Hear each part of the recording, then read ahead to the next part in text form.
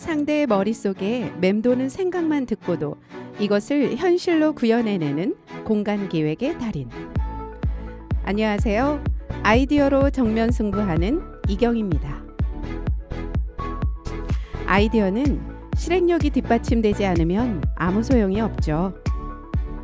아이디어가 고갈돼 정체된 당신에게 뒤통수를 때리는 듯한 터닝포인트가 될 아이디어 정면 승부.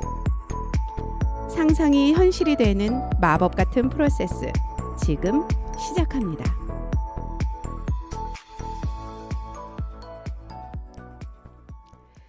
여러분 안녕하세요. 오늘은 저 진이가 여러분께 다짜고짜 질문 하나 드릴게요. 살다 보면 한 번쯤은 맞이하게 되는 인생의 터닝포인트 있죠. 여러분에게 기억되는 인생의 터닝포인트는 언제였나요? 저에게는 지금까지 한 3번 정도 기억되는 인생의 터닝포인트가 있는데요.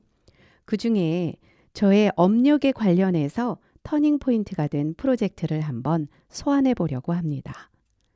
2003년으로 기억합니다. 다 말하자면 이야기거리가 너무 많아서 비하인드 스토리를 먼저 짧게 밝히자면 애플의 아이팟이라는 mp3가 처음 출시될 때였어요. 저는 mp3의 대명사로 국내에 상륙하게 된 아이팟 전시관을 코엑스에 선보이게 됐는데요. 이 전시가 국내 IT 전시로 대표되는 박람회에 처음 선을 보였을 때 굉장히 센세이션했던 거예요. 국내 정서엔 너무도 파격적인 이때 국내 굴지의 삼성과 LG전자에서 어떻게 아셨는지 저희 사무실을 찾아오셨습니다. 그래서 많은 질문을 했던 것 같아요. 그런데 LG전자에서는 이때 저에게 따로 방문을 요청하셨고 저는 그때 여의도에 있는 쌍둥이 빌딩에 방문을 하게 됐습니다. 그런데 제가 회의실에 들어섰을 때 정말 깜짝 놀랐어요. 아이팟 전시관을 찍은 사진들을 회의실 슬라이드에 띄워놓고 저를 기다리셨던 거예요. 순간 좀 섬뜩하기도 했고 이거 뭐지? 싶었어요. 그분들이 궁금했던 건 어떻게 이런 전시관을 설계하게 되었는지서부터 나름대로 많은 질문들을 준비하고 저를 기다리셨더라고요. 사실 다른 건 없었거든요. 저는 평소처럼 저의 개성을 빼고 오로지 애플이 가진 그들의 정체성만 드러나도록 설계했을 뿐이고 이게 그들의 매뉴얼이었다라는 게 기획 의도이자 결과였다고 말해줬습니다. 그 잘생긴 사람에게는 뭘 입혀도 돋보이듯이 매뉴얼 자체가 완벽했기 때문에 제가 한 건 별게 없었다라고 이렇게 말했던 게 진짜 팩트거든요. 근데 이분들은 이마저도 저의 겸손으로 느끼셨나 봅니다. 그런 싱거운 대답을 남기고 돌아왔더니 다음 날인가 이런 제안이 왔어요. LG전자의 태스크포스트 팀이 될 수 있냐는 제안 말이에요. 제안의 요지는 이랬습니다. 연간 20억 정도였던 것 같아요. LG에서 개런티 하겠다는 매출이죠. 지금도 매년 하는 유명한 라스베가스에서 하던가요? CES라고 국내는 물론 해외 쇼까지 포함해서 그 정도라고 하니까 사실 거절할 이유는 없었습니다. 여러분 같으면 깍 하고 소리 지르시겠어요? 그런데 아니요. 저는 아니었습니다. 그 첫 번째 터닝 포인트를 만든 저의 결단은 이겁니다. 돈이 아닌 경험을 선택했다는 것. 이미 맨 땅에서 일군 기존 고객을 다 버리고 한 곳에 올인해야 하는 것은 제게 정말 큰 리스크였습니다.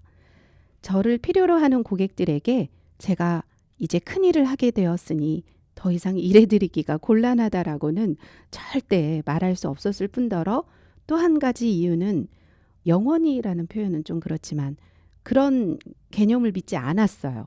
주변에서 대기업에 올인해서 그 기업의 일만 하는 디자인 회사들을 많이 봐왔지 않겠습니까? 몇 년 올인하다 보면 수명이 다해요. 어느 순간 이제 일이 뚝 끊기는 거죠. 그러면 자생력이 없거든요. LG전자에서 저희에게 몇 년이나 개런티할 수 있었을까요? 내부 사정이라도 생기면 1년 만에라도 혹은 입장에 따라 파트너는 언제든지 바뀔 수 있는 거잖아요. 그럼 저는 다시금 고객을 읽어야 하는 상황이 되는 거고요. 물론 큰 회사 작업을 했다는 포트폴리오는 남지만 전자회사만 경험하잖아요. 그러면 더 다양한 분야의 경험을 해보지 못했을 거라 이 일을 정중히 거절한 이유로 한 번도 후회해 본 적이 없답니다. 물론 이 결정을 하는 데 있어서 저도 오너가 계시잖아요. 제가 또 과장직급인데 그나마 또 창립 멤버였기 때문에 이 사안에 대해서 정말 신중하게 함께 내린 결정이었다는 게 지금 생각하니까 참 다행이었다는 생각이 들어요. 돈이 아닌 경험을 선택한 게 뭐 그리 대단한 터닝 포인트라고 말하냐 하실 텐데요. 제가 LG전자의 일을 열심히 해서 회사의 매출이 20억인 것과 다양한 고객을 일구면서 올린 20억 매출의 가치는 절대 같지 않을 것 같습니다. 이후로 생각대로티 뭐 이렇게 뜬 SK텔레콤 있죠.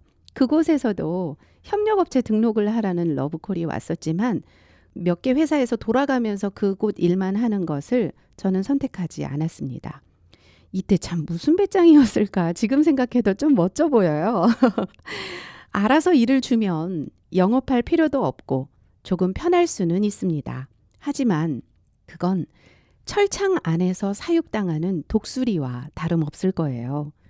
독수리는 두 날개를 펴고 광활한 하늘을 누비면서 매의 눈으로 먹이를 포착하고 자연이라는 생태계 안에서 때로는 굶기도 때로는 포식을 하기도 하죠. 적어도 그게 동물원에 갇힌 동물보다 낫지 않을까요? 사육되는 동물의 마지막은 뻔할 것 같아요. 그런데 우리는 가끔 이런 것에 현혹되기도 한답니다. 그래서 저는 두고두고 이 일을 참 잘한 일로 기억하고 있습니다. 자, 여기서 두 번째 터닝 포인트가 된 이유를 밝혀드릴게요. 바로 기존의 룰을 넘어설 수 있는 실력으로 승부했다는 겁니다. 사실 대부분의 큰 기업, 통상 그룹사라고 하는 기업들 말이에요. 이런 그룹사들은 대형 기획사에 의뢰를 하지 저희 같은 작은 회사와 직접 거래를 하지 않는 생태계였어요. 지금도 역시 크게 바뀐 건 아닙니다. 여러분이 대충 들어도 아실 만한 광고 대행사들로 제일기획도 있고 LG에드, 오리컴, 대홍기획 등 큰 기획사들이 있어요. 그런데 어떤 한 기업에서 대행사를 빗겨내고 저희와 다이렉트로 일을 하고 싶으니 꼭 수락해달라는 부탁과 함께 저희에게 연락이 왔습니다. 이 기업이 바로 당시 mp3로 유명했던 레인컴의 아이리버라는 브랜드였어요. 당시 이상원 팀장님이라고 저를 처음 뵙자마자 무조건 막힐 때니 마음껏 제안해달라는 거예요. 이때 저는 사상 처음 수주해보는 액수로 전시관을 설계했고 정말 최선을 다했습니다. 제가 제안하는 것을 전적으로 지지해 주셨고 눈으로 보여지는 모든 것에 정말 큰 리액션으로 반응해 주셨습니다. 팀장님뿐 아니라 당시 아이리버의 멤버들 지금도 다 기억나는데요. 이상원 팀장님, 함석현 차장님, 김선영 씨, 성상훈 씨, 안태준 대리님 등 제가 이름을 잘 못 외우는데 이분들은 다 기억하고 있어요. 너무나 즐겁게 정말 즐기면서 작업을 해나갔고 심지어 나중에는 레이싱 팀까지 결성해서 저는 주말마다 용인 스피드웨이에 나가서 아이리버관을 운영하고 응원하는 생전 처음 레이싱 구경까지 하게 되었답니다. 자, 마지막 한 가지 터닝 포인트는요. 바로 스케일과 숫자로 증명을 했다는 사실입니다. 나를 믿고 맡겨준 고객을 정상에 올려놓기 위해 최선을 다하는 것은 너무도 당연한 일인데요. 그래도 전자업계에 삼성과 LG라는 양대 산맥이 있는데 mp3라는 단일 품목 하나로 뛰어든 아이리버가 어떤 방법으로도 1위를 하기란 쉽지 않은 상황인데요. 결과부터 말씀드리면 아이리버 전시관이 오픈하던 날 삼성과 LG전자의 두 담당자분들이 다 저희 사무실로 불시에 방문을 하셨답니다. 이때 저희 사무실이 코엑스 4층에 위치해 있었고 늘 문이 열려 있었기 때문에 접근이 쉽기도 했겠지만 그 두 전자회사로 대표되는 담당자가 자존심을 내려놓고 찾아오시기란 그리 쉬운 일은 아니었을 거예요. 아무튼 주요 요지는 이거였어요. 어떻게든 그들과 저희가 함께 할 수는 없는 파트너라는 거를 전제해 놓고 얘기를 나눴죠. 이런 시도와 실행을 할 수 있다는 것이 매우 부럽다라는 표현. 그리고 3개사가 모두 같은 규모로 같은 시간, 같은 장소에서 오픈되었는데 유독 아이리버 전시관에만 사람이 붐비니 이런 기획의 근간이 뭔가도 궁금하셨고, 그러니까 고객이 요구했는지 제가 제안한 건지 막 여러 가지 이런 것들을 궁금해 하셨고, 또 가장 큰 이슈는 바로 예산이었습니다. 이제 소문이 났겠죠. 저기는 얼마가 들었는지. 자, 밝혀보겠습니다. 당시 아이리버의 예산은 1억, 삼성과 LG 예산은 그것의 4배에 달하는 각각 4억 원씩이었다고 하더라고요. 사실 저도 놀랐어요. 우리가 좀 너무 조금 받았나?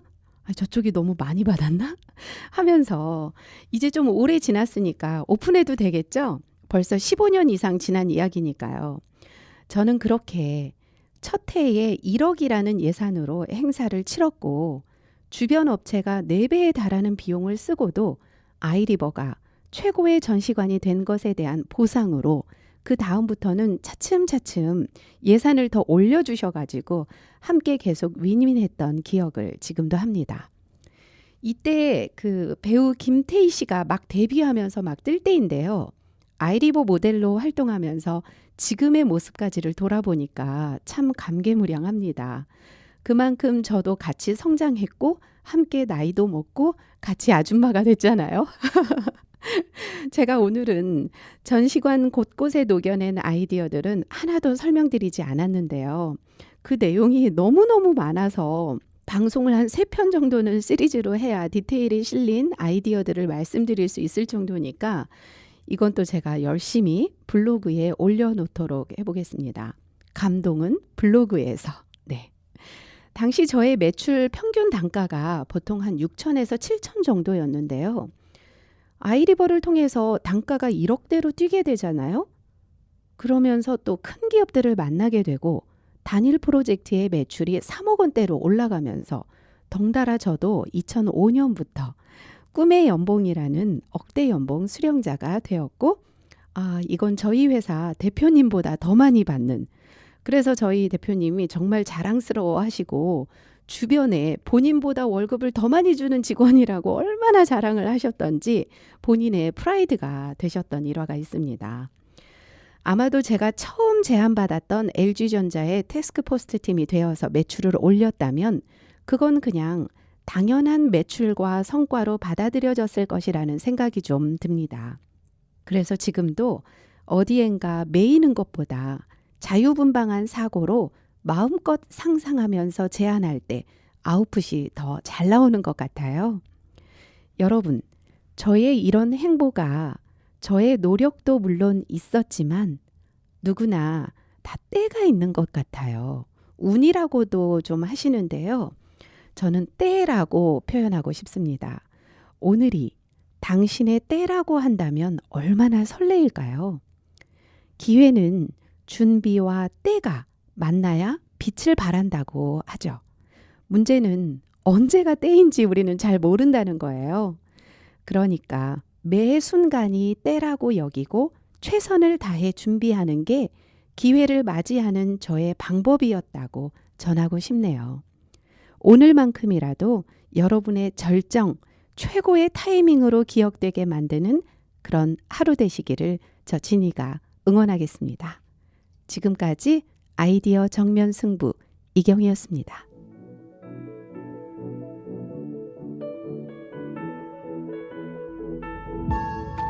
이경이의 아이디어 정면 승부는 원하는 대로 엄마의 놀이터 아이하어서와 퍼스널 브랜딩 그룹 MU가 함께합니다.